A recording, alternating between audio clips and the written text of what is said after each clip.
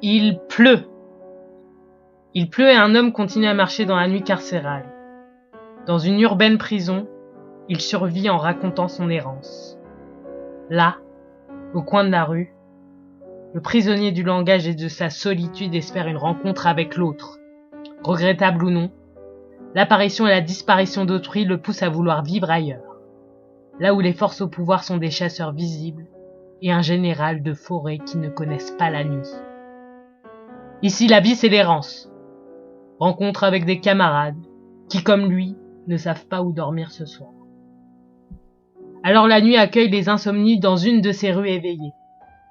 On entre dans un bar. On s'assoit à une table, en évitant les miroirs. Et on attend.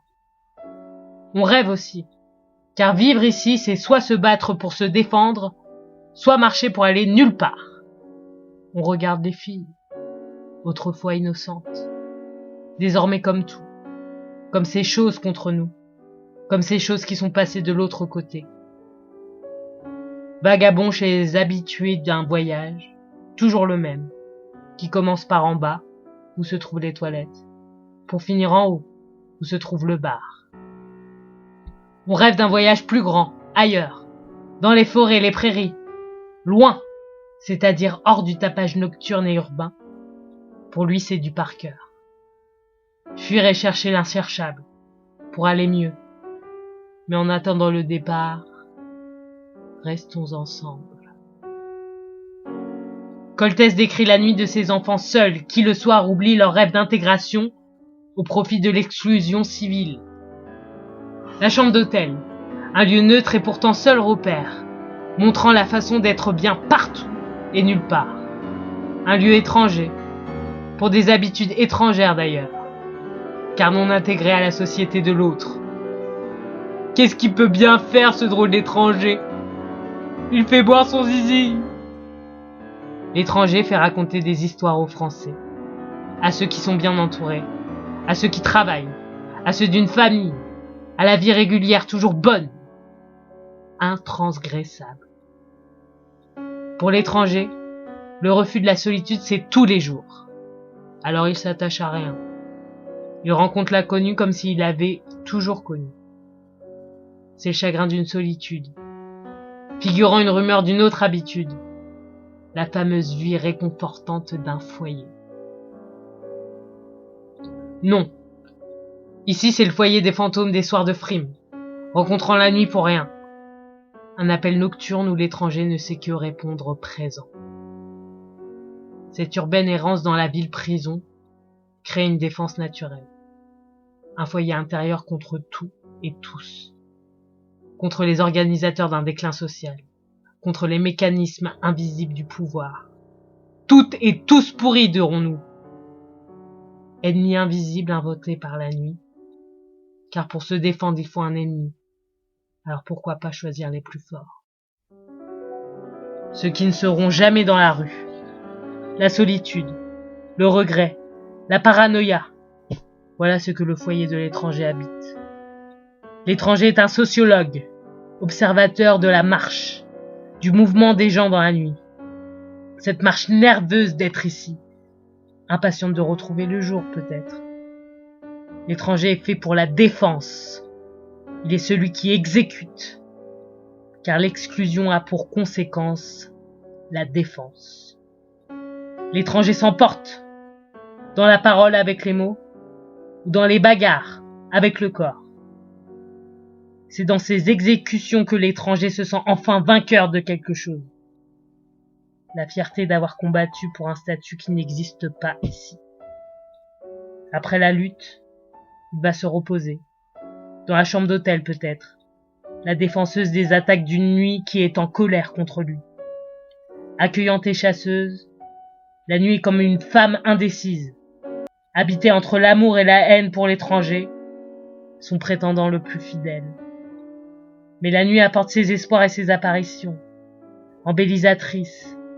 La nuit fait espérer jusqu'au bout avec Toto. Toto est un envoyé de la nuit. Il est la personne qui rarement vient briser l'habitude de l'étranger.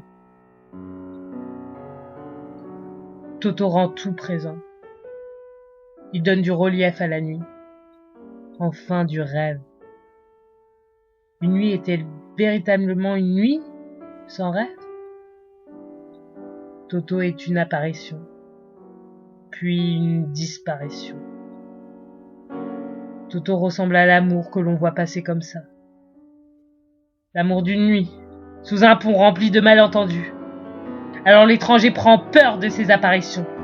Mais peut-on résister aux espoirs que la nuit nous offre, conscient des dangers encourus? L'étranger s'empêche, car être étranger, c'est s'empêcher de s'introduire de peur de déranger.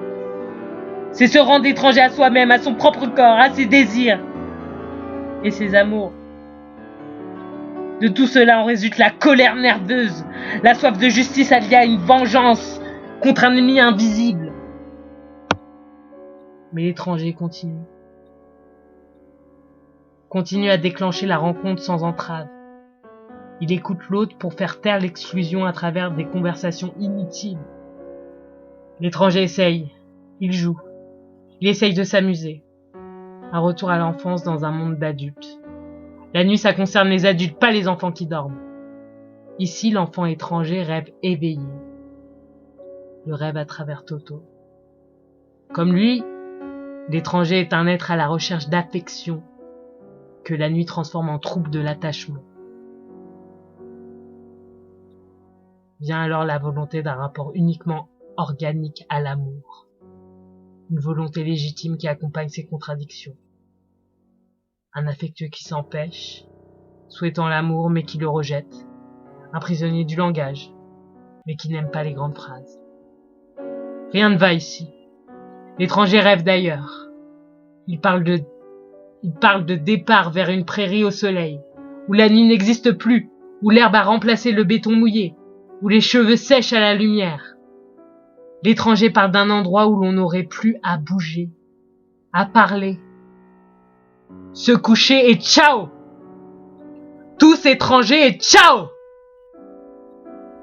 Finir là-bas. C'est ce qu'il sauve. Rien que l'idée. L'idée d'un suicide au Nicaragua. Là où le repos dans l'herbe a remplacé l'errance dans la rue. Là où le silence a remplacé les conversations imposées pour avoir la paix. La vie serait-elle là?